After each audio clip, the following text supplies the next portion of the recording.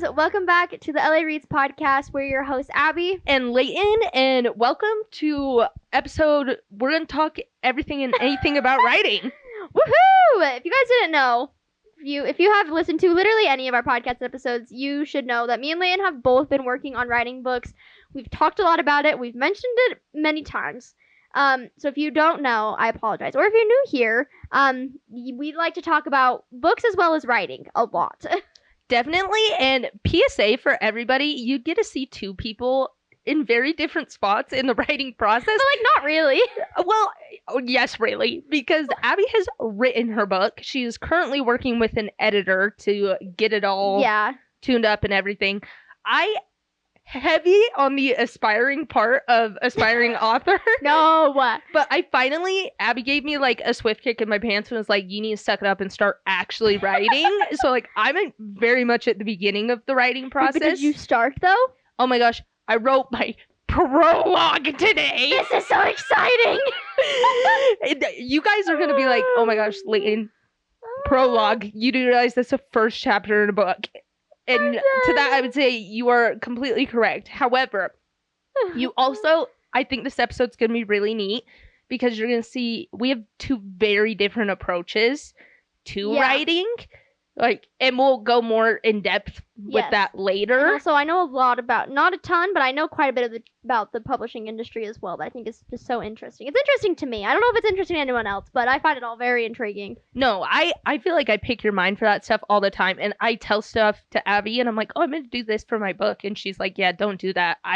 That would not work. And I'm like, oh, I didn't even know that was anything that my editor tells me, I relay back to Leighton. And I'm like, yeah, so we can't actually do this. Yeah, there's fake genres. Well, not fake genres, but there's genres that bookstores like more or are often looked for more. And so much to the behind the scenes that I never thought of. Yeah, no. So. But before we do that, let's talk about what we've read. Me and Leighton actually haven't even seen each other for 2.5 weeks because I screwed up and thought I got my dates mixed up, and so we are filming this pretty late. Also, then we were supposed to film yesterday, but I got stuck in a hailstorm, and it was terrifying. Abby almost died. I did almost die. It was so scary. It was, I don't know how many of our listeners or watchers are actually from Utah, but it was so bad. It was golf ball sized hail. I know It was terrifying. Yeah, I work in construction, and I went to my meetings today, and all of them said that all of their construction vehicles were damaged by the hail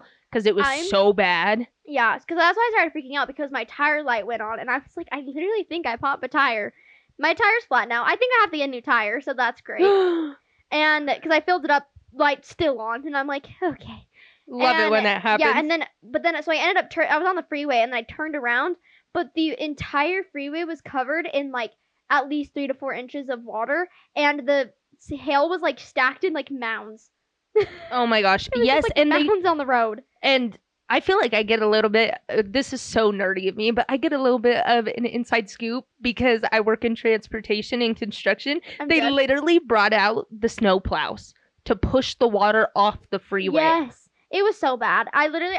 Terrible idea of me trying to go out into the wild yesterday and drive up here. So now we're filming today. And I survived. I lived. So, anyways, what did you read in the past 2.5 weeks? Oh my gosh, this is absolutely foul. The only thing that I can preface this with is I was working so much this past 2.5 weeks, and I'm always listening to a book when I'm working. Yeah. I don't even know how many books I read. I want to say it's in the 20s in 2.5 weeks. Oh! Which is correct. So I'm just gonna rapid fire them for you. Rapid fire, just go. Okay. Oh? I read All Roads Lead to Here by Mariana Zapata, Love Unwritten by Lauren Asher, Still Beating by Jennifer Hartman, the entire, I believe it's called Miles High Club, which is 4 books, which is The Takeover, The Casanova, and The Do-Over. Well, I had previously read The Stopover, and then there's a spinoff called The Temptation, so those 4.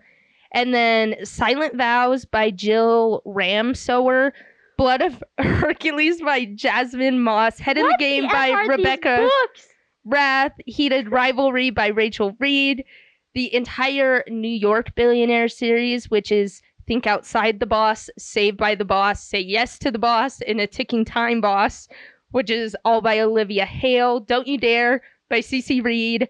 Oh, apparently there's a fifth one. Sweet on the Boss by Olivia Hale. Resurrection and Rebellion, which are the first two books in the Sainthood series. Broken Beauty by Kensley Allison. Corrupt by Penelope Douglas, which was my fifth reread of that book. God of Fury by Rena Kent, which was my third reread of that book. God of War by Rena Kent, and Attached at the Hip by Christina Riccio. Oh! I feel like I was just in like a rap battle. That was ridiculous. Lynn! Don't know how many books that was. A stupid amount. And honestly, if I had to give you a summary. Yeah, I was gonna ask, did you comprehend any of those books? Oh, half of them I've already forgotten. We've established I have short-term memory loss, so like, gone. I will say, obviously, Corrupt, first book in the Devil's Night series. That's one of my favorite series of all time, and obviously, you can tell I've read it 5 times. So, loved it. Also, God of Fury and God of War, both Legacy of Gods by Rena Kent. Love that series. Yeah. So, obviously, I would say the one that surprised me the most. Yeah, which one? Well, 2. Which one did you like? The Miles High Club. Yeah. Is anytime I hear like office romance, like to be honest, I feel like I think 50 Shades of Grey. And that's just not for me. I'm not that kind of girl. So I'm like, but they had me kicking and giggling my feet. They were so freaking cute. Wait, that's so fun. Obsessed. And then Attached by the Hip by Christina Riccio.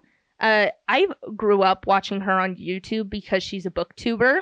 Yeah. And she's like a testament and a great example for this episode as somebody who like started on social media and transitioned into a very successful author. Yeah. Because I've now read 2 of her 3 books that have been released, both expecting them to be somewhat mid and loving both of them. Yes. She writes very similar to Lynn Painter, YA rom-com vibes. Aww. But it was incredible. And it's a Survivor book, and Survivor's my favorite TV show. So interesting. Okay, well, I love that for you. That is literally insane. I read 4 books. So I read Heartless Hunter, which has been the rave currently. Yes, it is the rave. Yes. And then I read Apprentice to the Villain, which was one of my most anticipated reads. It was so good. Oh my gosh. I was so happy because I have not liked really any of the new fantasy books this year that I was like anticipating. I mean, I loved it for what it was. I'm honestly just there for the romance at this point and the slow burn. The plot made absolutely 0 sense, but like the vibes, immaculate. It is just vibes. Yes, it is for the vibes type of book. So great. And then I read It Ends With Us. Oh yeah. Yes. And then I also listened to Legendborn. And then I've been listening to Bloodmarked, which is the second book, for like 2 weeks. And it is like pulling teeth trying to get through it for some reason. I feel like people adore that series. I know. I don't know what it is. I just for some reason am like, and maybe it's because I'm listening to it, so I'm not as attached to the characters. I find the main character kind of annoying. So I just am struggling to get through it. It's so annoying.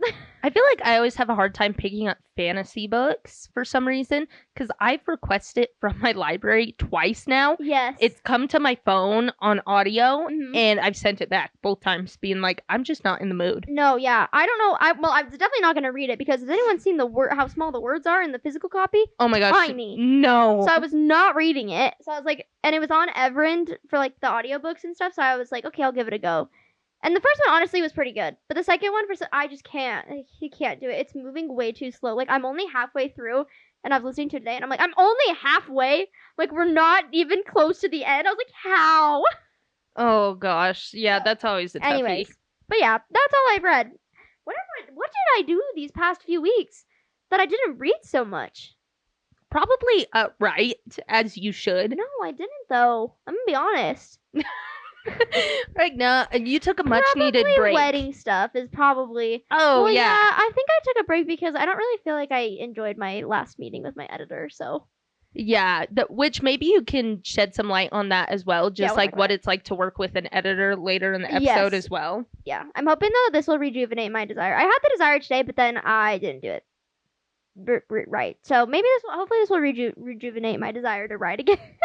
Oh my gosh, and you guys will have to let us know in the comments too, or contact us via however method you want to share your writing advice as well, because I feel like I Yes. always am learning new things, and Definitely. I struggle. I'm struggle busting all the Yes, time. So I feel like this should be a PSA that neither of us have published. Neither of us Oh, have much experience within this, so this is just based off of our experience of like scratching the surface and like just trying to get any information we can from like watching videos and things like that. So we are not professional writers or published authors at all, but we have some insight, so I think it's fun. Yeah, and if you're somebody who's either an aspiring author or somebody who has written a book and has insights for us, please do share. Yes. We want to know. Yes. Okay, where do we want to begin? I don't Okay. even know. I think we should begin with both of our books. I think we should give like the working title, kind of genre, mini synopsis, and then maybe comparable titles type thing. Yeah. Okay. Do you want me to go first? Yes. Okay, so my book is right now a YA fantasy book with underlying sci-fi. So it's like fantasy sci-fi. And it is, wait, did you say subgenres too? Sure. With romantasy. It's it's like a YA, but it's supposed to be YA crossover. And then it's called, the working title right now is called Wandering Stars. It's the first of a trilogy. Brief synopsis. Thanks. And the brief synopsis is my main character, Astrid, is a lightboard racer. It's like hoverboarding. And she has magic that she's been hiding for 10 years. And she gets invited to go on a tour, a lightboarding tour. So she goes to participate and hopes to find answers on how to get rid of her magic and not die. Yeah. And it's her adventure on tour and falling in love with a prince. Which I love. Which we love. Which is funny because that's actually changed since in the past 2 months, because that's not what the story used to be, but that's okay. Yeah. And what are your like comparable titles? Okay, well, I thought about this a lot because I was told that my book was gave Hunger Games feel, but I've never read Hunger Games, so I don't really know. Jail. Yeah, I know. But I was told that it gives Hunger Games vibes. So I guess a comparative title is Hunger Games. I can say whatever comparative titles I want because it doesn't matter right now. I would say it's very similar vibes of like Throne of Glass, Powerless style. Okay. Yeah. Oh, Children of Blood and Bone. Children of Blood and Bone was probably one of the best comparisons. Mm-hmm. Oh, interesting. Mostly just because of the intricate magic system, because Children of Blood and Bone has a really good magic system. Mm-hmm. So yeah, kind of those style books. Oh my gosh, I love it. Okay. Your turn. My working title right now is The Lost Children of Nero, which literally has not changed once since I came up with this idea my senior year of high school. So who knows if that would actually stay. Yeah. But it stayed for several years. I like it. At this point. And then genre, which I originally thought it was going to be a YA fantasy romance. And then I gave kind of the synopsis to Abby. And she looked me dead in the eyes and she was like, girl, that's not YA, like, in the slightest. And I was like, what do you mean? She's like, your characters are so old for YA. It's so intricate. It's your religious system and everything is so complex. Yeah, it has a very strong, like, religious system. And magic system. Yeah, and magic system that are kind of intertwined. And Abby looked me dead in the eyes and she's like, you're writing an adult book. And so I was like, finally accepted it. Maybe new adult. Maybe new adult. Yeah, maybe new adult. But what I'm thinking is, I forget ACOTAR is technically adult. Yes. And not that I think that's like a great comparable title, but like writing style and feel I'm going for. More ACOTAR instead of like Brandon Sanderson epic fantasy. I feel like a lot of people think when they think of adult fantasy or like adult writing, they're like, oh, that's like the Brandon Sandersons. It's a lot more fluffy and better, like top-notch quality writing, but that's not the case. There's a lot of things that go into depicting on like what your book is, if it's adult or YA. So yeah, and I feel like there's a very fine line too of like, I love reading fantasy, but I have a hard time reading like epic fantasy 900-page, novels instead of like an ACOTAR. So I like want to write what I like to read. Exactly. So that's the goal. Kind of a synopsis, which I am literally known for yapping and not being able to reduce it to a synopsis. So I will try my best. But pretty much they live on this continent where these there are these magical beings who are essentially invulnerable. Nothing can kill them. The only thing that they're susceptible to at this point is time. And it follows our FMC Manzi as... Wait, you changed that? Yes, I changed all the names. It's now Manzi, but our FMC Manzi as she seeks revenge because one of those beings wrongs her very much. And so she goes on a revenge quest to systematically take away everything that they love because she can't kill them. Yeah. And all while trying to hide her own identity in the process, because if she's found out, she will be killed. I think that was a very good synopsis, actually. Wow, that was the briefest I've ever been. But it takes lots of practice. And then comparable titles. Originally, I thought it was going to be Harry Potter and the... Goblet of Fire. Yes, thank you. I literally in my head, I was like... we've talked about our books a lot to each other? Harry Potter and the Goblet of Fire and the Count of Monte Cristo. But the more I write, the more I'm like getting whiffs of Divergent, which is so random. It's okay. I feel like there's like a lot of books right now. I mean, mostly because I'm in the editing process. There's a lot constantly changing of like the plot and things like that. That I'm like, now I have like 6 books that I feel like could be comparable to my book, and I'm like, it'll narrow down as you keep writing. Yeah. Okay. I can start with a question. Oh, okay. Hopefully relatively simple. The question is, how'd you get the idea for your book? Okay, well, it's actually really interesting because I feel like we both kind of had the same experience. I can't pinpoint exactly where the idea came from for my book, but I do know that when I was in high school, I read a lot, and then I would write some, or just like come up with ideas. I thought it was fun. And I just always liked the stars. Like, I love the stars. The stars are a really big part of my book, by the way. You couldn't tell by the title. Yeah. They're like the main point of like the religious system and things like that, and the magic system. Anyway, so I thought it would be cool. I never really like seen a book use the stars as like a really strong like basis of like magic and religion and stuff like that. And so I was like, I should write a book that like revolves around like the stars or something like that. And so I think I have in notes, and I never looked back. So, but I do know that at some point I had a notes page in my phone from like 2018 of like just writing down random ideas, completely different now, but I like would like write down like what I like thought this like story should be. So, yeah. Anyways, it kind of stemmed from that when I was in high school, but like, yeah. So I guess that's kind of how I got it. How did you get yours? But, well, mine. This sounds so dumb, but it came to me in a dream.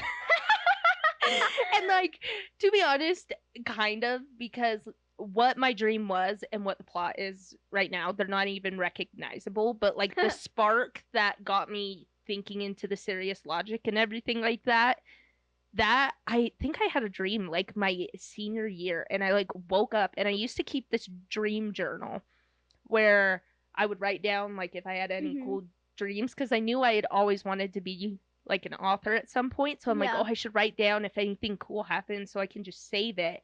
And this one had kind of just stuck with me. Yeah. And I had just thought about it myself for a long time. And then the pandemic came along, and I came home from college. My parents were renovating their house. So my mom and I were living in my Nana's house. What a fun time. Yeah. Full-time living in my Nana's house. Like, could not do anything, could not go anywhere, in the basement. So finally, I told my mom, and I'm like, we're working this out right now.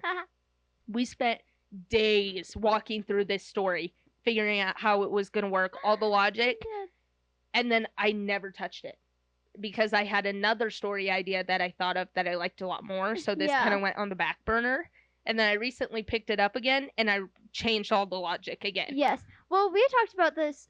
I don't remember where we like started talking about this, but at some point in college, we like briefly mentioned to each other that we both had like books that we were like writing. And like we would just like randomly, like there was like 2 or 3 times like during college where we would just like go through phases of like talking about our book like extensively for like a couple weeks, and then we wouldn't talk about it again. Yeah. Until like a year later. Do you remember this? Vaguely. I remember it with reading too. Like, we hadn't mentioned it to each other that we both kind of liked to read until randomly I walked into Abby's room one day and she had $6 on her shelf, and I was like, oh my gosh, you read? Which is hilarious because I've never read 6 Crows, but I know. Yeah, that's so funny though, cause yeah, I was the same way. Like I, oh wait, didn't you take a creative writing intro to creative writing class too at BYU? Yes, which I actually took that creative writing class, and our final is we had to do like I don't know if it was a set page It was like, number of pages or something like yeah, 10 pages.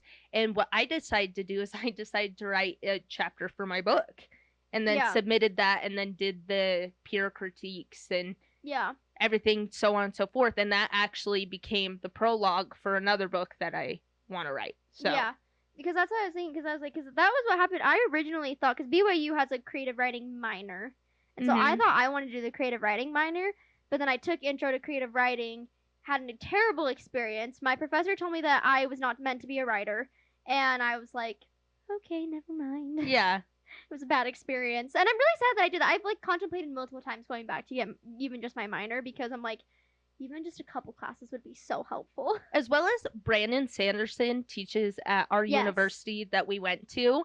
And I don't know if he does like one class a semester or like one class a year, but I think he does one class a year because because you can still go on, like you can just register for classes. I looked. oh And really? so like you can go on and like see what's offered. And so I looked to see if he was offering any classes this fall, and he wasn't. But I think he's offering a class in the winter. So I don't know.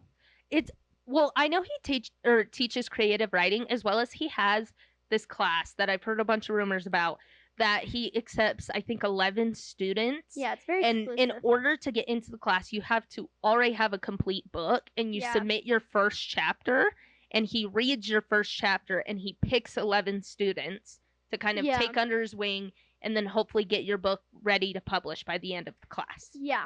And I don't know if he still does it, but I know that that was a thing for a really long time. Yeah, I have which no idea if he still does it or not. that was like my dream. And I was like, Yeah. I'm going to get into that class. Had I written a book? No. Nowhere, one could not be found in sight. But I was also like, think you might have to be an English major, but maybe not. honestly, that would high key make sense. But I just remember someone.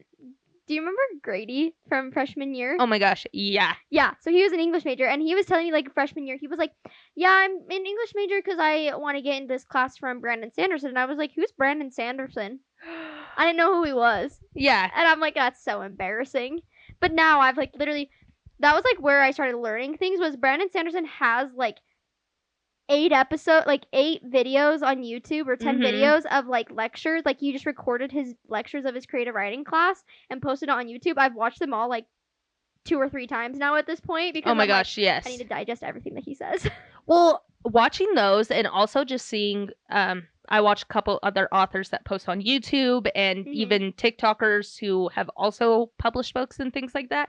There's like such a process to writing that like I didn't even know existed.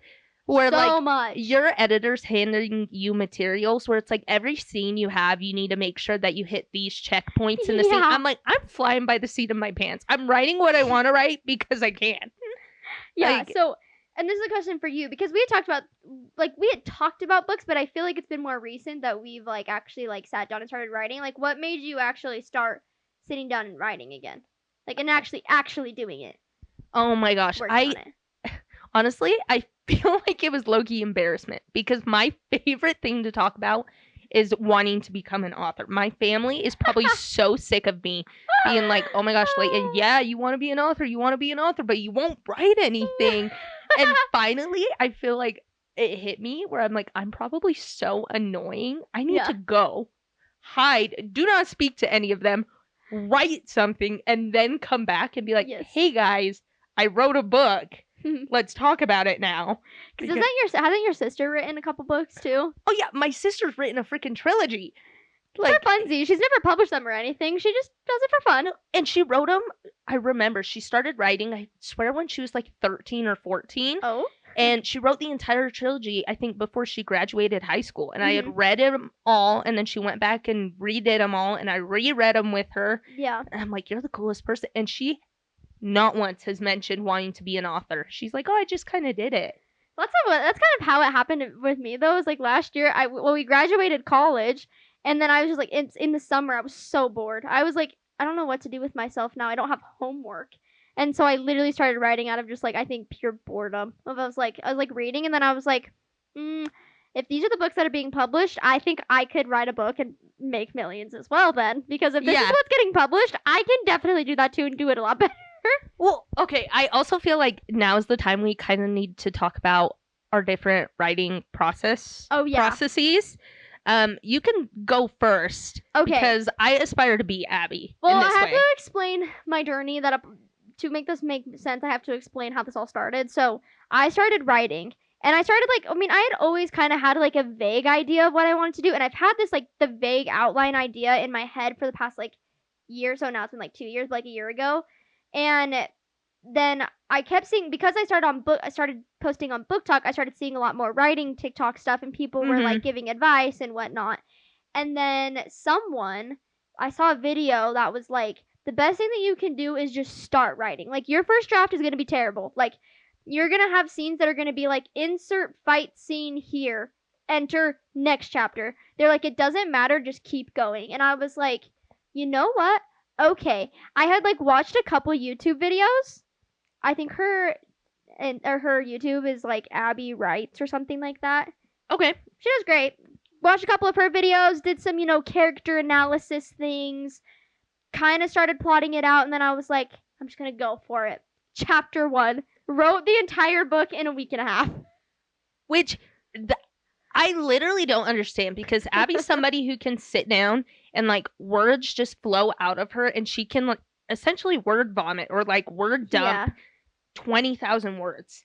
And that could not be further from me. I'm like the person that puts my cursor on the page and will stare at the blinking cursor as I like try to formulate thoughts in my head. Which I think I'm turning into that, but in the beginning I was like, it was almost like the story had been trapped in my mind for so long that I was just like, blah, blah, blah. So much has changed from it now, but it was just like word vomit all on the page, and I did it in like a week and a half, which is literally insane. Wait, but it's such a blessing and a curse, because like they said, the best way to write a book or start writing a book is just to get words on a page. Yeah. Like, just to get it out of your system. And the thing was too is that I knew where I wanted the story to begin, and I knew where I wanted it to end. But like all of the stuff in between, I had like vague ideas, but I had no thought. And and even now I still have a really hard time like writing like an entire like synopsis or writing like direct like plot points like to like plan it out. I'm just like, I just need to write. I just need to write and see where my characters go. Like, it's almost like I treat it as like a way of like exploration every single time I write, of like, okay, this is where my character's starting. Let's just write and see where they end up, as if they're like real people, which they're not, but I treat them like they are for some reason, because I'm a psycho. Anyways, it's just like very like exploratory, and so that was how I started. And then I like went through all this process. I like made a couple drafts and used Grammarly to, grammar check. And then I was like, after like 6 drafts, which is like insane, but like 6 drafts, I was like, I'm going to query, which was a terrible idea. And that was kind of how it was somewhat successful. Kinda. Yeah. So basically what happened was I started posting on TikTok that I was like writing a book. And I in fact, I think that's my very first post on Book Talk, is like doing this like video about my book. Anyways. And then I started querying, which I can explain what that is later. But I started querying, wasted so much because I queried to like knowing where my book was at the time. No dip. I didn't get an agent, obviously, because it was not ready at all, and I didn't know what I was doing at all. So definitely wasted that. But in the process, I ended up having someone from the publishing house reach out to me, showing interest in wanting to potentially publish the book. So this happened in November of last year. We like got on a call, and then this person read my book, and then like in December, like emailed me back, and they were like, "Hey, like thank you so much, but like they were basically they just told me, they were like, go get extra help, like go get an editor, have them help you like build out like characters and plotting and world building."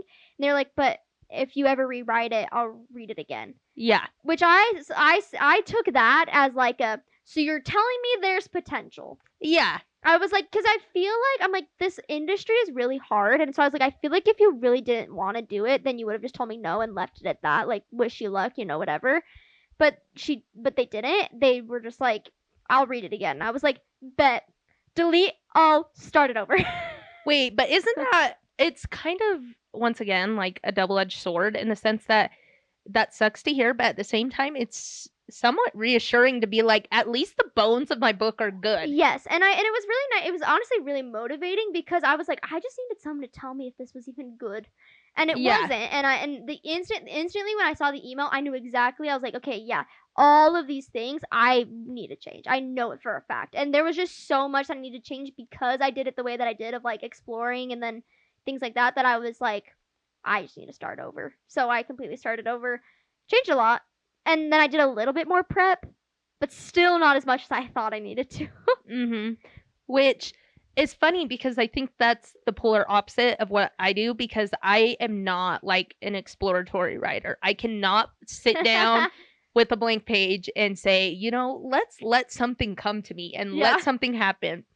Cannot get words on a page if I try to do that. I am like very, very into the outline. So much so that it's almost kind of annoying. I'm like, girl. I know. Finally, Abby's telling me, she's like, you just need to start writing it because you've outlined it to death. Like, it's so well outlined at this point. It's excessive. Abby's editor had shared with her a outline from Skyward, which is a Brandon Sanderson No, I just book. found that. It's just on his website. Oh, really? Yeah. She didn't send me that. She's sent me a bunch of other things, but not that. That I already had because it's just on his website. But yes, continue. Well, he has an outline from Skyward on his website if you would like it. Yeah, Abby shared it with me, and she's like, hey, look at this outline. See kind of what he did. I fell in love with it, and I was like, I'm going to do this exact same thing because this is kind of like the rigid structure that I need for a book. Yeah. It goes through. Which it does help. I did it too. When I went to go restart my book, that is what I did. And I was like, but then I went through it and I was like, hey, perfect, ready. Definitely was not ready. But I was like, this is great. It goes through everything. It goes through like, okay, what cities do you have in your book? What does the weather in all those cities look like? What does the food look like? What is the religious system? What is the magic system? I need you to write like a synopsis of your primary, secondary, and tertiary characters. What's the lie? Like, what's the lie and the truth? You know, things like that. Yeah. Very, very in-depth. And I also had told myself I needed to do a chapter outline, which was so hard for me. So hard. And in this outline, Brandon Sanderson had done like a plot summary where he had kind of had a section that was titled Structure. Yeah. And was like, okay, I'm going to have an introductory section. Then the book's going to be separated into 3 parts. And here's kind of a synopsis of what's going to happen in each of the parts. Yeah. And that was way more palatable to me as well. But I started doing that and I got super carried away. And 45 pages later, I had somewhat of a book where like I almost knew chapter by chapter what was going to happen. Yeah. Which, I mean, you'll never regret it because you need to know your characters like in your world and everything so well. Like no one's going to know it better than you, and if you have a good grasp on it, it's going to help your writing so much more. Because one of the big things that my editor talked to me about was just like a lot of the corrections that I got were like inconsistencies within like even just characters and how they respond in certain situations, or being like, you're saying that they're a people pleaser, but then here are all these actions that don't follow along with that. And it was just because I didn't really understand my characters from the beginning. You know what I mean? And so I feel like outlining will never hurt. It's never going to hurt you. Which just might cause you to be paralyzed within actually writing. But yeah, exactly. And I watch a Brandon Sanderson lecture too. And he's like, the way I do this is I write like a couple paragraphs, like almost like a half-page summary for all of my primary characters, kind of telling you age, name, background, kind of what they're like, how they react, so on and so forth. But he's like, I struggled so much with knowing what to do because there's all these famous authors that on one hand say to outline a character is to kill a character before they've had the chance to breathe. Yeah. And then on the other hand, there's another famous author that's like a character with no outline is not a character at all. Yeah. So he's like, I kind of tried to ballpark in the middle to like outline it enough, but also leave room for that character to like live and grow on the page and decide.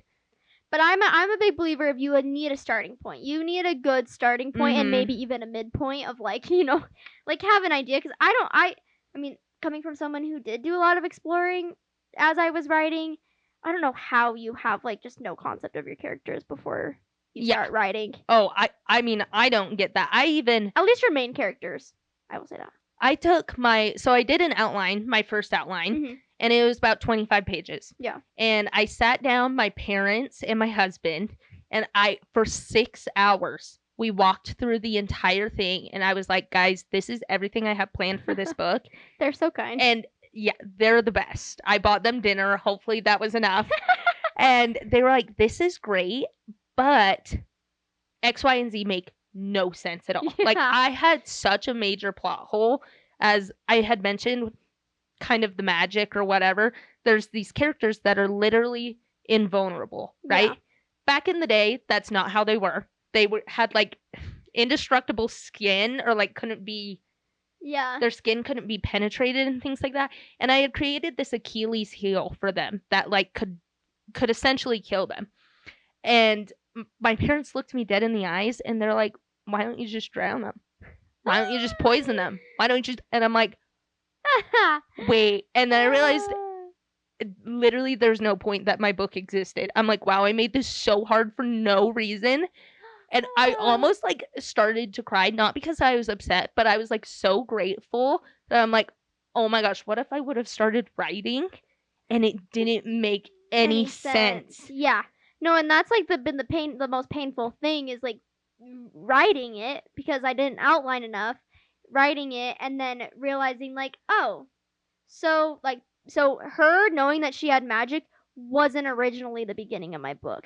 Originally she originally found out in the book that she has magic, and then my editor was like, it's just too much and you're making it so difficult and it doesn't make sense. And I was like, and the second she said it, and the second I started re-outlining it with like her already knowing she has magic, it all made way more sense. But I was like, so I just uprooted literally everything and it feels like I have to start over again.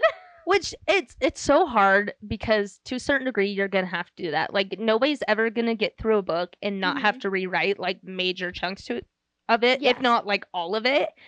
But I know I was really grateful to have that, at least, because now I know like fundamentally everything makes sense. Yeah. Is my writing gonna be good? Who knows? But that's at least a whole the other logic, thing. the logic is there and the logic makes sense. Yes. So I'm like, I'm so glad that I did that. And I almost took it again to my parents and my husband. And my husband was like, girl, you just got to start writing it. Because to a certain degree, you're the author. You need to do the heavy lifting and make it happen. So I finally started my prologue. And I was like, it's time to buckle down. We're going to write it. We're getting there. As long as you have a beginning and end, you'll figure out the rest. Well, it's so hard, too, because like, mine, I want it to be a duology, and about a 350, maybe to 450 page just duology, so relatively small-ish. And for the longest time, I didn't know what I wanted to do in the second book. So like, I had written the first book, outlined the first book, but I'm like, who knows what's happening Not a there? clue. I knew where I wanted the series to end, which is literally psychotic, but it still hasn't changed. It's still ending the same way it did. But I had like ideas, but I had like no actual. It probably wasn't even until a couple weeks ago that I was like, no, it's all making sense now, and this is what will happen in the second book and then in the third. You know what I mean? I'm yeah. I did like a 15 bullet points, and I'm like, these are 15 bullet points I want to hit in the second book, and this is how I know I want it to end, and I know logically that works. And then I'm leaving it at that. I'm like, okay, then I'm going to write the first book, make sure that all makes sense. Yes. Because I try and, like, any author that posts anything on social media, I, like, try and, like, get as much as I possibly can from their videos. And I remember Rebecca Yarrow said in an interview, she was like, because people have asked her, like, how many books is fourth book supposed to be? And she's like, oh, it's 5 books. She was like, at the beginning, I had to write a synopsis for the entire series, which, to put this into perspective, my synopsis for my one book was 12 pages. I can't even imagine how long her synopsis was for 5 books. It literally had to have been insane. But she had to. Like, to get the book deal that she got, she had to write an entire synopsis for the entire book. And now, for the entire series. And I don't know if that's, like, standard by, like, every publisher. But I was like, that's just so interesting. Like, you truly, like, if you're going to publish, like, you need to know where your book is going, you know? Yeah. And to a certain degree, which is hard. I think things change as you write things. Definitely. I know I had mentioned Christina Riccio at the beginning of this book. She has a YouTube series called like the Book Writing Chronicles, where she does like probably 8 to 10 episodes for every single book that she's written, and she's currently writing book 4 right now.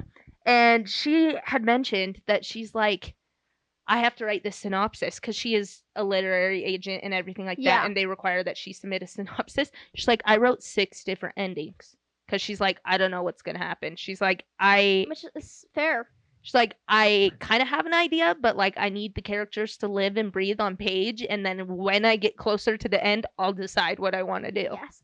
Honestly, the biggest thing that I've learned so far, and I think this is really scary, because I think for anyone that wants to be an author, it gets overwhelming sometimes when you're hearing all sorts of different things and getting so much different advice and things like that. But literally the main thing I've learned is that there's not one way to write a book. Like, oh yeah, even like my editor has given me a ton of handouts of like how to structure a story and things like that. But even then, like, I look at it and I'm like, yes, this is great guidelines. And as someone who's never written a book before, who didn't go to school for this is really helpful. But there's not rules as to what you have to do in writing and what you don't have to do.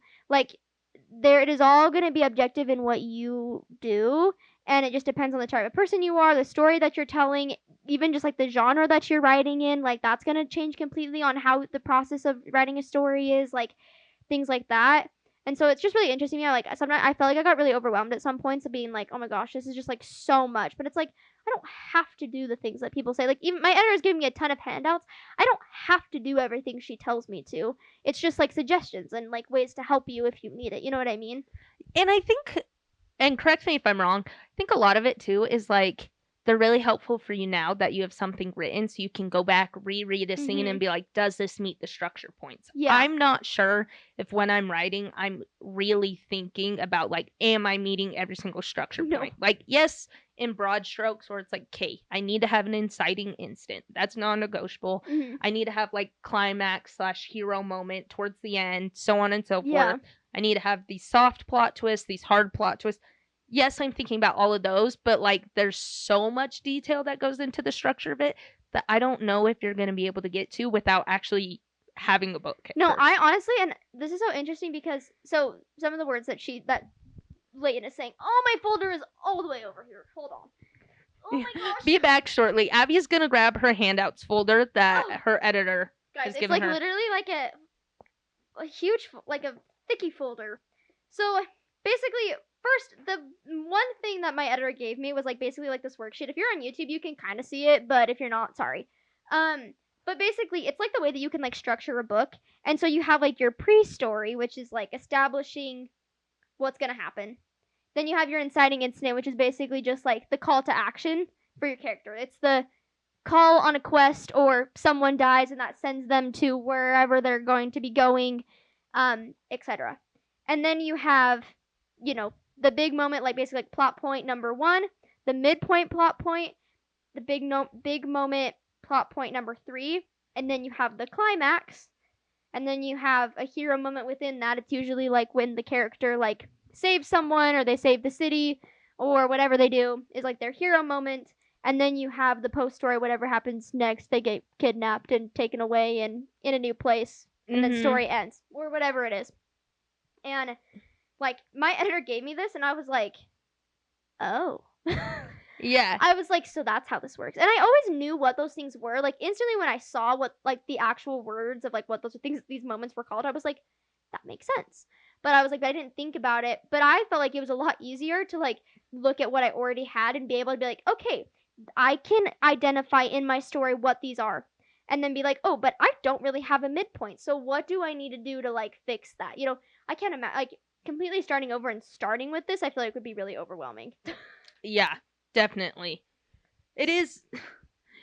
Long story short, writing is not one size fit all. You kind of just have to do what works best for you. Yes. But we hope that you get at least some inspiration, or maybe you're similar to one of us in this scenario and know you're not alone. Yes. I have a question for you, though. This kind of leads into something else, but because I've done a ton of research on the differences between like traditional publishing and self-publishing, which I can explain if you're interested. But do you know if you would want to traditional publish or self-publish your book?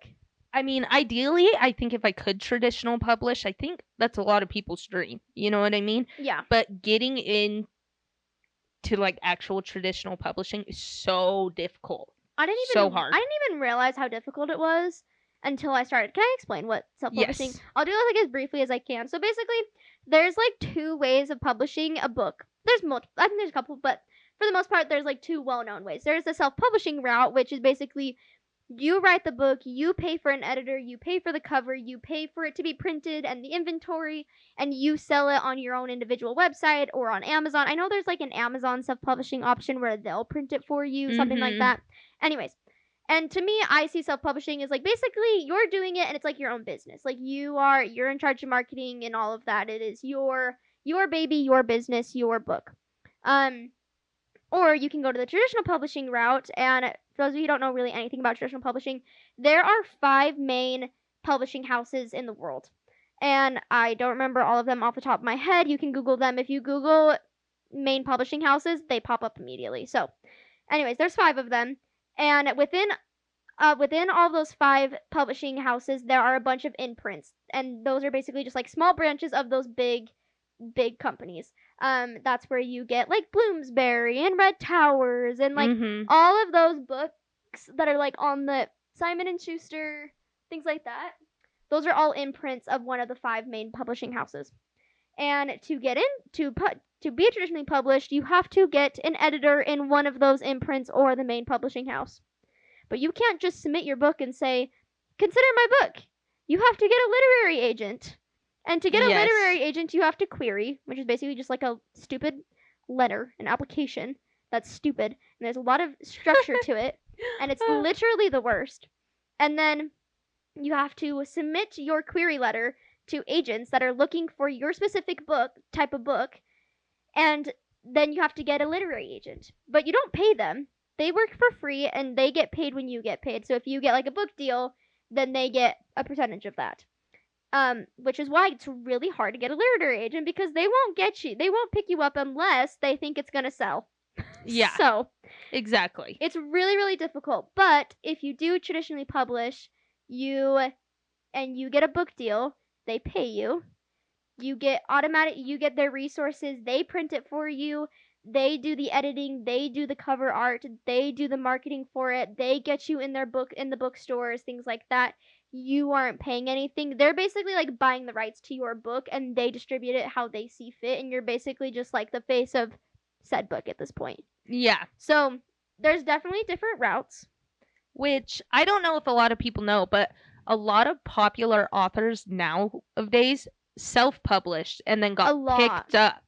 Yeah, by which I actually think some imprints that I have learned won't take books that have been previously self-published, but a lot will. Especially like one of the biggest ones we all know is Powerless. Lauren Roberts originally self-published. Carissa Broadbent is another one as well that is huge.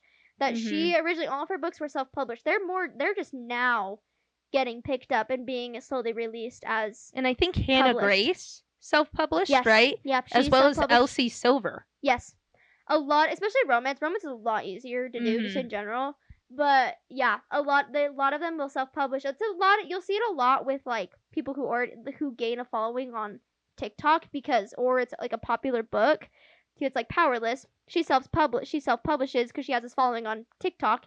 She publishes. She's making a ton of money from that. Of course, the publishing industry is gonna pick that up because they're gonna be like, "Oh, you're already making money from this. Let's give you resources instead of making $100,000 in book sales. Let's make $500,000 in book sales, and we'll get some of that." You know what I mean? Yeah. So it's definitely a lot more It's really appealing to a lot of publishers.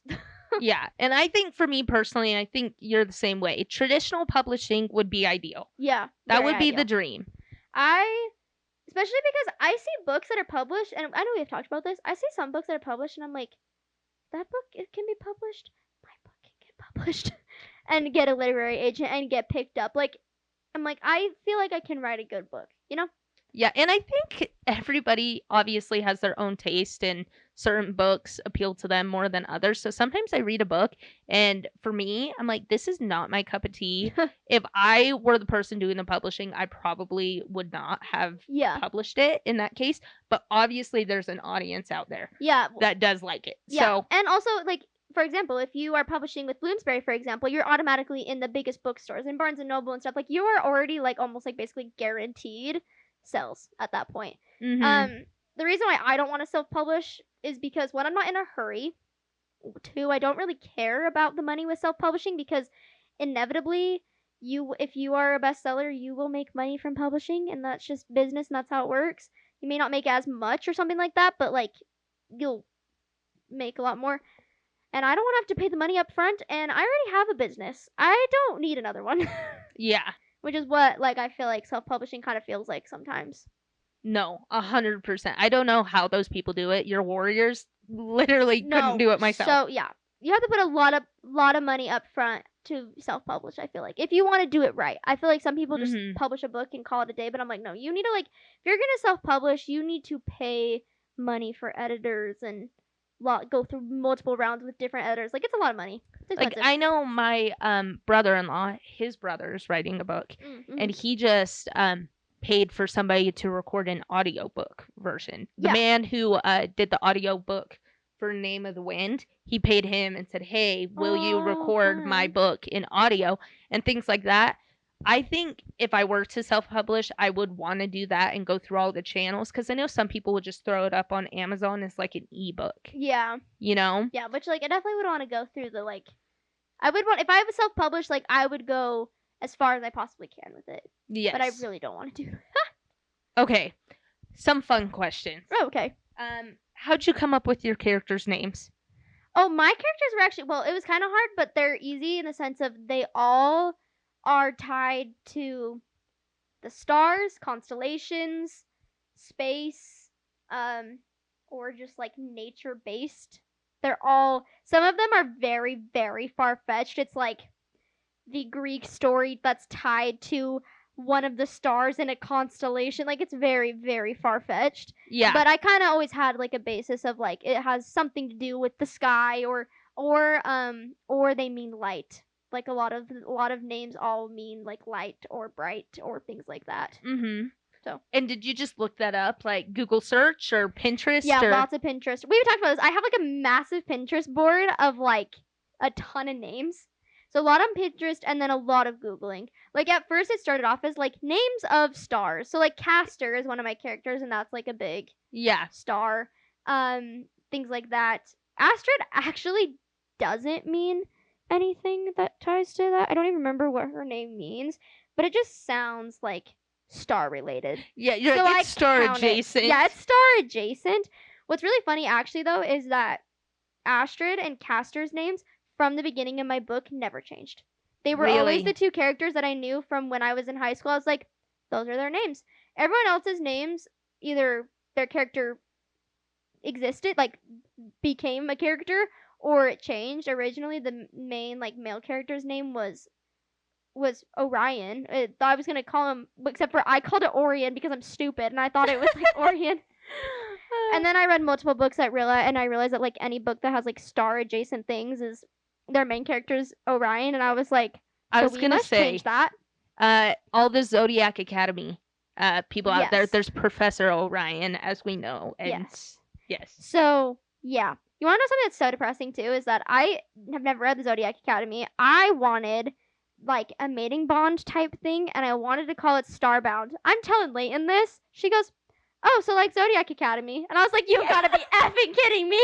I keep telling Abby, because I read Zodiac Academy a while ago, so I don't remember the intricacies of all of it. But when she came to me and said, oh, I'm writing a book about stars, blah, blah, blah. Yeah. It's like, you have to read Zodiac Academy because it's so centered around the stars and everything like that. There is like a mating bond scenario, and I won't spoil anything, but like if you don't accept it, essentially, then you're star-crossed.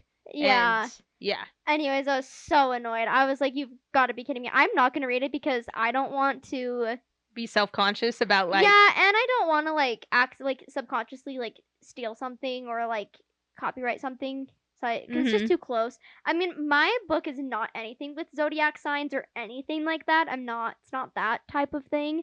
The Wandering Stars are based off of a really, really old and not very common Greek story. So, yeah. But I mean, yeah, that broke my heart. Anyways, yeah. Wait, Okay. you have to answer the questions too, though. Yes, I primarily get mine from Pinterest too. Yeah. Like we talk about this all the time. We have so many Pinterest boards, one for like every character and location and Pinterest boards help so much. yeah. We should have mentioned. I did from the beginning. I did have a Pinterest board of Mhm. locations and characters. That helps so much. Oh, definitely. And I'm somebody where I I would like to say I have like a really great imagination, but at the Yes. same time, like when writing about a character, like I need to have a solid image of what they look like in my mind. Mhm. And honestly, the easiest way for me to do that is to find like AI art Yeah. generated type thing on Pinterest to look at and be like, okay, how would I It's so describe nice. them? You know Yes, what I mean? definitely. I'm not somebody that can be like, oh, I kind of know what I think they look like in my head. No, not gonna happen. So Yes. I have all my characters with like a picture of who I think or like what I think they would look like, quotes that define them. The quotes also that define them also really help. I also did that. Oh yeah, yeah, especially in defining their personality and Mhm. being like, okay, what is their motive? Like, what Yeah, do they it put like above all helps else? like it helps like identify their like character arc. I don't know why. Oh yeah, and sometimes I do this all the time. I'm so guilty of this. Of like when I'm too lazy to work on my book, I'll be like watching TV and scrolling Pinterest, and I'm like, I'm totally working on it right Yeah, now. exactly. I'm You're like slaving busy away. work. Wait, what was I gonna ask? Keep going. Oh yeah. Okay. So where did you get your names? Because you literally changed them Oh my since gosh. last time we spoke. Yes, originally my main girl's name was Shane, and that's one that when I had the dream in high school, that was what her name was. And so I was like, lit. It must be It's that. Shane. And honestly, I'm not regretting it, but the beauty of Shane is it's so simple and it's so palatable. It's really easy to remember. Mhm. Where now her name's Manzy Shay, like Shaye for her last name. Shane never had a last name. We didn't get that far. She was Shane. But now it's Manzy Shay, and I love the name Manzy to death. I think it's so cute, but sometimes I still catch myself saying just Shane. When because- I changed Cohen's name from Orion to Cohen, it took me for freaking ever. Yeah, and my parents too. Like, my book has like an academy in it, and in the academy, everybody goes by their last names. Like the teachers and everybody calls them by their last names. But my parents were like, maybe don't do that because that's just another name we have to remember. Yeah, that's and that true. just gets so hard. That is very true. Yeah, and with like my religious system as well, there's like a overarching power and slowly people replace them as they pass away and then they take on the original name of the person. So like one of their names is Vandrian. And when he goes up, he turns into a cello, and now he is referred to as a cello. And my parents are like, I can't remember who is who. All these names are so crazy because they're all fine. Yeah, like very fantasy names. So I do catch myself where I'm like, maybe do I just need to like. I try really hard to keep my names pretty straightforward and simple. Yeah, I have my main girl's Manzy, and my main guy is Merrick. You changed that too. Yeah, it used to be Case. Yeah. So it used to be Shane and Case, and now it's Manzy and Merrick. Actually, vote. Tell me which one's better because I still write Shane and Case all the time, and then I have to do the find and replace option. I like Merrick, but I feel like I like Shane better. Maybe I'll change it, guys. I will literally Shane do it. Shay, imagine. Shane Shay. Oh my gosh. Maybe not. Put a pin in that idea. Okay. Another question, character related. Okay. Are any of your characters based off somebody you know or yourself? Well, I feel like Astrid's character originally started off basing it of myself. Like Mm-hmm. there were a lot of things that I based her character off of me. Like I wanted her to like have anxiety, which sounds really weird, but like I wanted her to like have like anxiety because that was something that I've experienced. Mm-hmm. And I feel like her character like in the beginning was very similar to me. Like I was like purposely making her like really similar to me. But as I've developed, it's not anywhere near close to me anymore. So Okay. But I love her. Like I love like it was just like character. Other than that though, I don't really feel like any of my characters really like resemble anyone that I know per se. I feel like a lot of them resemble other characters or types of characters in a book. Like I would say like Castor reminds me so much of Kenji from the Shatter Me series. Like I just wanted a platonic best friend so bad, and so he kind of portrays that a little bit. Yeah. But other than that, I don't really feel like it. How about you? I will say, I mentioned earlier, I had this story idea, and then I had another story idea that came up, and I tabled this one for a while to work on that one. Which, fun fact, and that one's also a duology, and I made it so now they're in the same universe, and hopefully I could write this duology and then come out with this secondary duology, and they're very much interconnected, which is so fun. But the main girl in that duology is me. Like, I'm not even subtle about it. Like, she's super pale, blonde hair that, like, touches her butt, blue eyes, same exact height as me, same exact weight as me. And people are like, oh my gosh, I hate it when they make characters, you know, super tiny height-wise, where it's like, oh, I'm like 5'1". I'm like, I'm 5'1" in real life. So she's going to be 5'1". I think that's the one thing that, like, that stayed the same is that Astrid is really short like me. Yeah, I'm like, I made her exactly me, like, to a T. So that's just funny. Too bad. Personality-wise, I think it's sometimes the way I had her reacting to scenarios is exactly how I would react. But also, you know, it's a fantasy novel, and she's very stabby. I'm not gonna go stab somebody. So, like, and do with that what you will. But I'm dead.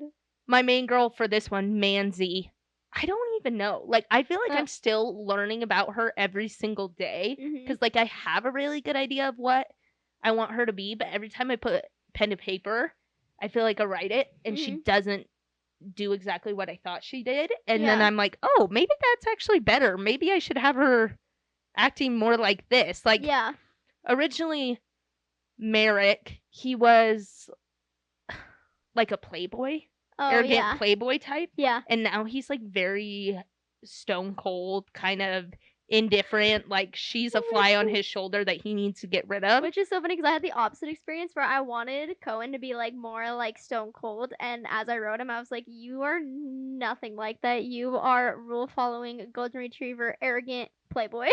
Yeah, you're like, and yes, there's exceptions. Like, my exception is like he's like that to everybody else. Like, he's so stone cold, and then she's like the one person that can get beneath kind of that exterior. So, I mean, they don't have to be defined by like one trait, but every time I think I have a good idea of what they are, I start to write, and I'm like, whoa, this is literally not what I thought was gonna happen. But like, sure, we'll roll with it. Yes. Okay. Also, with characters, last character question: do you have any fan casts for your own book, or actors, actresses that you could potentially see if your book was picked up to be a TV or movie adaptation? See, this is so hard because actually, no. I like, for some reason, to me, if I ever am able to have my book gets published and I make it into a movie, I really, really want to fight to have characters that have not been in movies or aren't very common in my movie, mostly just because I wanted to be an actor when I was a kid and like even coming out of high school, and I never really had the opportunity. So I would love to do like an open casting call and like find more people. The only person, the only character that I feel like I'm very like, yes, if I could have like that person in my movie that is the character I think of every single time, is there is like an older like character. It's basically like Cohen's coach. And an uncle, and he is Patrick Dempsey, 110%. Like, just love Patrick Dempsey. Yeah, like how he is now, like salt and peppered hair. Like, he's older, obviously, but like aging like fine wine. That is that is Atlas to a T. So. Oh my gosh. Okay. You? Yes and no, because like I said, to me, if my hypothetically, obviously, if it ever were to be picked up, I'm 100% somebody that would alter my character's like aesthetics if the person embodied the character. Yeah, no, you know what I agree. mean? Because I feel like people always get so caught up in like, oh, in the book, the person was supposed to be a brunette, but now she's a blonde. And it's like, let's be honest, I do not give a flying flip what color her hair is, as long as she conveys what I was trying to get across. 100%. I think there's like some features, like my main character, like Astrid has like black hair, and that is relevant to her character, and so it's like, can't change that. But like other things, I'm like, it doesn't matter. Or, like, people will always be like, oh, the character was really tall in the book and the actress is not. And I'm like, well, they can't change their height. So, Yeah, like, but they're perfect. So, yeah, like, unless it's, like, really relevant, obviously. yeah. So I would definitely be somebody that would change aesthetics. But, like, if solely based off aesthetics, my main character, and I didn't even realize this, like, I stared at the photo for so long, is essentially Madison Beer. But, That's like, hilarious. not not as refined maybe as Madison Beer. Like, Madison Beer, if she lived on the streets for a little while, was, like, a little scrappy. But, like, Not kind of like has the full same plastic hair surgery? and, yeah, facial features. And I was like, oh my gosh. But somebody that kind of came to mind, which is so random because I've only seen her in one thing, and she plays the complete opposite, is I think you pronounce her name Carthea Chandrian, which is Edwina from Bridgerton, as my main character. You know, in the second season, Kate, her little sister, Oh, and she's yes. like prim and proper, perfect little dainty Edwina. And That's so funny. my character is not prim nor proper. She likes to stab people in her free time. Like, Oh, you know what I mean? Like, complete opposite, but for Mhm. some reason, I, like, look at her and I'm like, yeah, she could do that. She would that's eat so that up. funny. I actually really like that actress, by the way. Oh my gosh, She's so I cute. love her. She's adorable. Okay, yes, I know exactly who you're talking about. That's so funny. But I tried so hard to, like, for fun, to Mhm. think about somebody for Merrick, and I'm like, I literally got nothing. Literally nobody. I don't know why, because aesthetically, he's more of like a, I hate to say it, but like a Dane from Fourth Wing, or Yeah. like a Kale from Throne of Glass. Like, aesthetically, he lines up with more of that, and I'm like, I Mhm. can't think of anybody. That's Not how gonna happen. that's how Cohen is too, and I'm like, oh, I don't know. Yeah, but actually, there's one actress, non-negotiable. You heard it here first. Is Sadie Sink. I have a character named Bella Rose that goes by Belle. You are her. I didn't even find character art for her. I just slapped a photo of Sadie Sink on there, and I was like, that's who you are. I'm dead. Why do I feel like Sadie Sink is in so many people's fan casts for like literally everything? It's like she fits into so many roles for some reason. Oh my gosh, I love her. She is so cute. Yeah, incredible. I'm dead. Okay, we can wrap it up here in the next couple questions, but Yeah, sorry. I'll try to answer faster. yes. Well, I'm a Remember- yapper. Yeah, we're yappers. You should know that by now. I saw a TikTok and it was like, you know the saying long story short? It should be short story Story long. long. Yeah, and I'm like, yeah, that's me. Okay. Did you have any major changes to your book after you had written it? And then why? Can I say like after I edited it? Like after Yes. I editor? A huge part was changing Astrid from finding out that she had magic in the middle of the book to already having known that. Mm-hmm. So that was a huge change, and I would say changed like a huge portion of the book. So that was really big. But the reason for it being was there was just like a lot of, like, again, like we said earlier, like her not knowing just made things a lot more difficult than it needed to be, and it was making like the like goal unclear. So making her have magic in the beginning and recognizing like, oh, she needs to get rid of it, so going on this tour is gonna benefit that. Is like, it was just a lot easier to do and it flowed a lot easier. So that was a big change. And then anything else? I mean, I feel like actually yes. And then another one was Atlas, like I mentioned earlier, the uncle originally played kind of a role, but like not really. Like he was just more kind of like a bystander throughout the book, and now he kind of takes on a role of mentor to Astrid throughout the tour, and his character and what his character does throughout the book takes a really big toll. I'm working on currently adding in basically more like quests, because like in the book originally, which I know this sounds like yeah, no dip kind of thing, but originally in the book they're like she's like searching for answers, but like just throughout the entire thing, like every single time they were in a new place, she wouldn't really find anything, and there really wasn't like anything that exciting happening. And so I'm trying to go back and kind of add in like they're gonna go, sneak into this building and this whole sequence is gonna happen. So there's a lot. I'm in the middle of changing, I feel like, a lot, but it's more to make the book a lot more interesting that way. Yeah. So right now there was like a lot of lull in the middle. It was really exciting in the beginning and then like a huge lull in the middle. So I'm trying to like spice it up. Mm-hmm. So that was a lot. Sorry. I'm changing a lot. That's why I feel like I'm really not that far in my book, because since meeting with my editor, I need to change a lot, which is why I haven't been working on it for the past 2 weeks, because I'm like, I have so much to change. This is so intimidating. And I have no ideas. Anyways. But yeah. What about you? I will say, obviously, like I said, I'm just getting around to actually starting it, but I did like such an in-depth outline that I was changing things all the time. One of the main things that came to mind is now I have like a vigilante subplot, kind of underlying subplot for the whole thing. One that didn't exist in my first outline, literally at all, but like I felt like I had a really strong A plot and like nothing else was going on. So I added in the B plot, as well as you do figure out who the vigilante is at the end of the book, and that changed. I knew who it was. I was like, this person is the perfect person. It's not changing. Yeah. After I had that conversation with my husband and my parents, they were like, absolutely not. Terrible decision.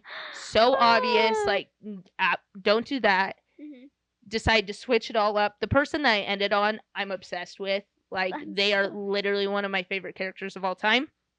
So I'm very excited about that. As well as I have like a trials type thing going on now. And originally I didn't. Like I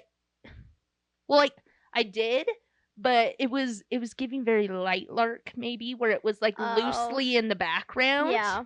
And I was having a hard time like structurally like understanding what was going on, because it was so in the background that I finally divided my book up into 3 parts, and the entire middle section is like this trials arc. Yeah. It's like, this is trial. Go. Like, yes. And like while the trials are going on, that B plot is also going on and things like that. So yeah, those were major changes where it's like, wow, this book does not even look the same. Well, it's crazy too. Like, just the fact of like changing one thing, how much of your book changes. You know, even just the sense of like, even if you change, you know, you change a character from being like more morally great and more like arrogant, like that changes so much on how your character responds to things. Like, it's crazy how changing one thing can like uproot so much of your book. Oh my gosh. Yeah, even like when I said originally my characters had like impenetrable skin, and now I switched it to invulnerable. Yeah. Like half my logic, which I catch myself forgetting that that's true. I literally wrote my prologue the other day, and there was a part where like one of my characters cuts his palm, and then I'm like, he literally can't do that. That's literally not possible. Like, that's, or I catch myself all the time, like the most minuscule things where it's like the lights go out and it's like an ambiguous statement like that, and then I'm like, they don't have electricity. Like, did they knock out all the candles? Like, there was one. Oh, what was it? I had multiple edits like that when my editor was going through it. She would underline an entire sentence and be like, this makes absolutely no sense, or like, do they, like, that's what she would ask. She would be like, do they even have this? And I'm like, yeah, you know, good question. I'm like, fair point. You are so right. Or like, I think I wrote in my prologue as well, I wrote a sentence about like she gets hit in the face, there's blood in her mouth, and I say something about the taste of pennies, and then I'm like, American currency doesn't exist. You're like I can't be doing pennies. Yeah, I can't use the word pennies because that's not bronze coin, perhaps. Yeah, a thing. Until just those like most minute things that I've never thought of, just because you always describe things like that. No, yeah, and I feel like when you're in the middle of writing too, I'm not really very focused on like the small details like that either. So I just know like anytime, no matter what I do, if I'm writing a book, I will always have things like that where it's like, this is not America, and you're like, you're right. Like, it's just so, when you're focusing on the big story, like, it's harder to catch those, like, smaller details. Well, it's like, I noticed this, I think it's in the Crave series, like, one of the characters, Hudson, like, always is in, like, fine suits and things like that, and maybe I got this wrong, and maybe it's, I think it was the Crave, but he like they always say, oh, he's in like Armani or like Italian, but I'm pretty sure it's a fantasy world. I'm like, Italy doesn't exist. Wait, that's so like funny. how? But I catch that in people's writing all the time, and I'm like, it's truly so hard. Yeah, like obviously, like those books like went through editing and everything. Like obviously, like it's still hard to catch even after having multiple people read it. Yeah, but it's like I'm not thinking about those things. That's hilarious. Okay. Second to last question. Okay. Is if you were to write a book again, what would you change about your process / what mistakes did you make this time? I would start by doing a better outline from the get-go. And also, Brandon Sanderson talked about this later in a lecture, and I wish I would have heard it first, was just, like, write a couple, like, test chapters just to, like, see where you even want to start with, like, characters or things like that. And so I wish I would have kind of done that so I could understand. I wish I would have spent more time really understanding my characters more, especially my main characters, because secondary characters, you can kind of, like, loosely do them a fair amount as you go, but main characters is important. And I wish I also would have, just not rushed it in the sense of like it's okay not to finish a book in a week and a half. Like you're gonna be okay. Like you know what I mean? Like I just get really fixated on things. So anyways, I would probably do that. But honestly though, the way that I've learned that my brain works and everything, like I think that the way that I did it is really honestly just how my brain works. I'm like put it all on page and then let's go back and like do the logistics and the structure and pick out the plot points and then see where the red flags are, you know what I mean? So yeah. Okay. I mean, I'm definitely not that kind of person, but I see the appeal of that. I wish I could just word vomit and do that. For me, I would say I love creating characters. I love finding names. I like figuring out how they work. I love making their backstory. And I was so character centric for so long that there was no plot. It was all characters, no plot, and I like did what I consider like the fun part of writing. Yeah. And never put my time and energy into actually, you know, creating this story. And so I would be like, oh, I worked on my book so much. I'm so good. I'm on fire. But like literally the plot was not progressing in the slightest. Yeah. And for me, yes, characters are important. Like I've read books where objectively I'm like, this is not my favorite writing, but I really care about the characters. But also I would consider myself more of a plot-based person than a character-based person. So I don't know why when it comes to writing, I feel like I'm the opposite. Yeah. But yes, enjoy your time doing those things, but also don't waste too much time. Because like we said, characters live and breathe on the page. Yeah. And so there's only so much you can do. Yeah. And there's this is a rule in business too of like, sometimes you catch yourself doing like busy work where it makes you feel like you're actually getting somewhere, but you're not. Yeah. Like you're just tricking your brain. Like, you know, you're going to spend all this time, for example, scrolling through Pinterest and creating Pinterest boards. And yeah, that might be helping, but that's just busy work to make you feel like you're doing something, but you're not actually getting anywhere. You're not actually writing the book. You're not actually doing it. And so I feel like that's probably just like the biggest thing. It's like not getting caught up in the busy work stuff. Yeah, exactly. Definitely. Okay. Also going to school for English. Yeah, neither of us did. We both went to school for advertising. So. I want to go back so bad. I know. So part of me, I'm like, I should have stuck it out because I took one creative writing class too. And there's a lot of like exercises and things maybe at the time I didn't love because I took creative writing with the goal to write a book one day. Yeah. And like a lot of it wasn't very book centric where it's like, okay, we're on our poetry unit. And I'm like, yeah, it was not. The creative writing in your class was not it. Yeah. I'm like, I am terrible at poetry. I don't want to write poetry. I want to write a book. Yeah. Like, oh my gosh. And so I feel like I got really frustrated all the time. But now that I think about it, I'm like, it's probably good. Yes. To have done that. Like, for example, my other duology that I want to work on eventually has like a riddle in it. And I'm like, oh, maybe a poetry thing would have been helpful because that shit was hard to write. Yeah, exactly. Okay. Final question is, do you have any book goals coming up? My book goal is to have a final draft and resending it to the editor by the end of the year. Oh, dang. That's kind of soon. Which is stressful because I'm getting married in October, but I meet with my editor one last time after I get back from my honeymoon. And anyways, I didn't think it was going to take me so long to, like, reach back out to the editor. So I don't even know if she'd be interested in it anymore, but that's my goal is for it to be in a place where I can send it to her, and then if it doesn't work out, then start querying, like work towards traditional publishing. But I want it to be in a good place by the end of the year. Yeah, because also if you send it out to that individual and they say yes, you're still gonna have to undergo a lot more edits. Oh yeah, following if that happens and this person says yes, my book wouldn't be published until 2027 at least. Yeah. So I mean, it's gonna be a long time, but end of year, I want it to happen. It feels kind of soon though, but even though that's like 6 months almost. But 4 months. We're in August. What's the middle? Why in my head was August the middle of the year? I was like, it's gone by so fast. Yeah, August is 8, not 6. Wow. Oh yeah, it's gosh. almost my birthday. 4 months. I have 2 months till my wedding. Oh my gosh. Wait, that's kind of soon. I know. Oh. Anyways, what about you? Okay. Writing goals. This is just gonna further differentiate how our writing processes are. My goal, I think, is 5,000 words a week. That's good though. Which doesn't sound like a lot, but for me, that's a lot. I would say, like, when I sat and wrote the other day, I think I wrote just under like 1,000 in one sitting, and that probably took me 2 hours, maybe just under 2 hours. And I had like a pretty good idea of what I wanted to write in this prologue. So in my head, I'm like, okay, 5,000 words a week.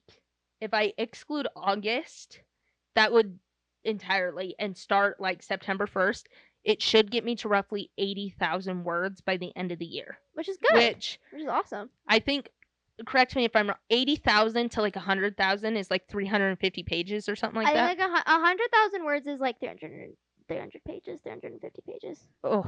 It depends. I mean, it depends on how you print it, but yeah. Yeah. Roughly. Yeah. But yes, I'm like... That's so exciting. Because then I'm like, okay, at the end of the year, then I could say, like, I have somewhat of a draft, even if it's not 100% complete, but it's like, at that point, like I said, I don't want my book to exceed like 450 pages. I'm not expecting it to be like a fatty novel. Yeah. So I'm like, I would be pretty close to done, but you guys will have to hold me to that, because I always say I make goals like this and then I'm terrible. Yes. Well, you aren't writing in YA anymore, so I mean, you could make it longer if you needed to. YA, though, the standard in what you should be trying to get published is around 100,000 words. So. Yeah. But yeah, I guess, and I will say this: my short-term goals, like my plan, is by October when I meet with my editor, is to have my final synopsis, my final like plot point overview. And like starting writing it, if I could have like a draft done, like a draft done by October, that'd be amazing, but I doubt that would happen. And then after that meeting, finish the draft and then edit that draft and edit it probably like 1 or 2 times before I send it.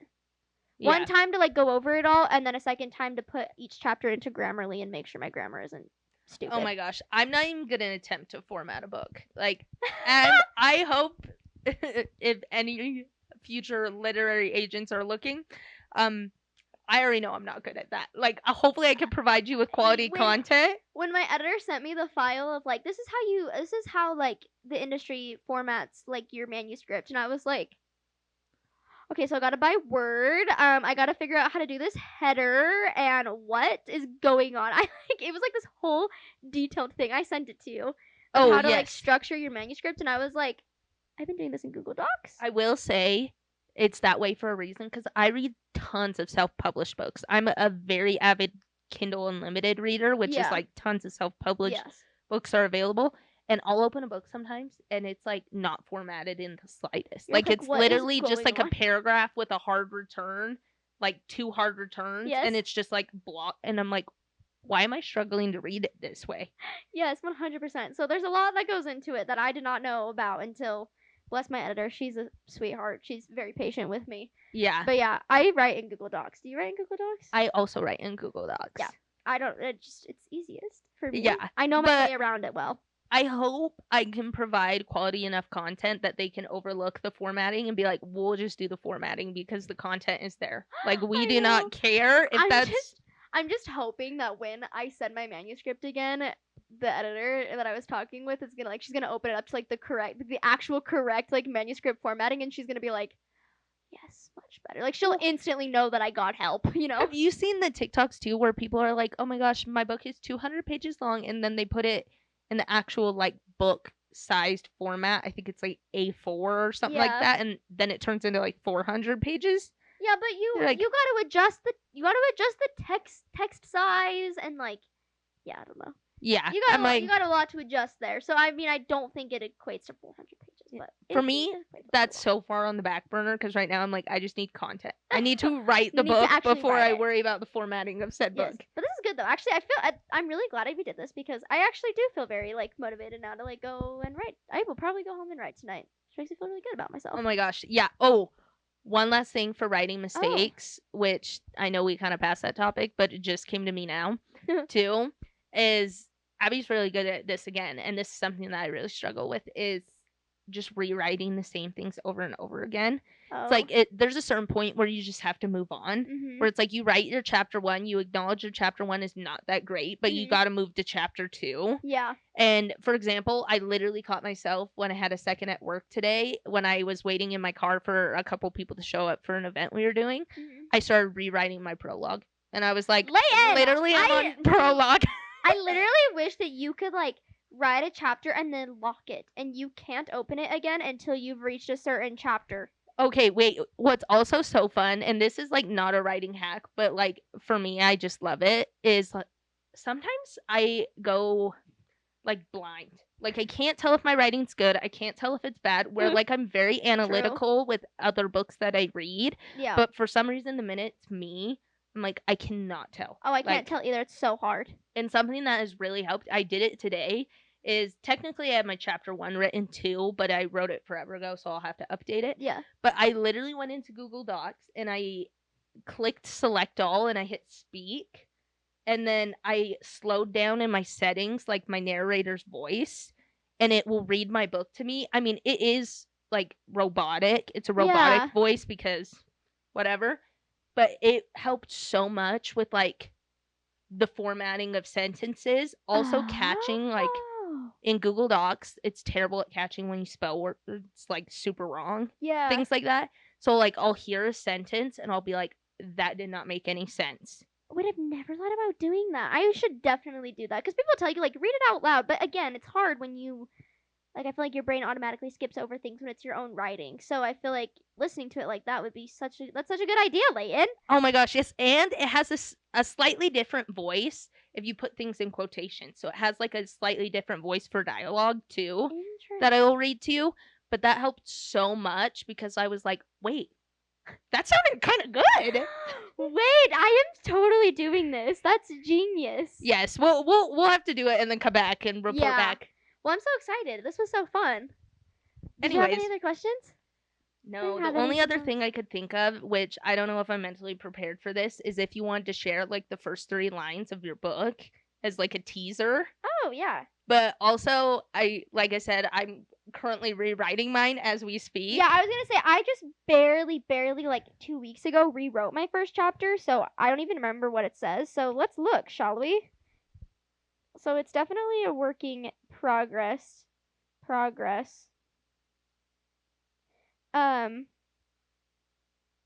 Okay, yeah, I remember it. Okay. My first 3 lines of chapter 1 are, I think I may be dying today, or at least signing my death sentence. Not that my parents would care or even believe me if I tried to explain. Oh! Wait, that kind of eats. Thank you. My editor didn't like it. Wait.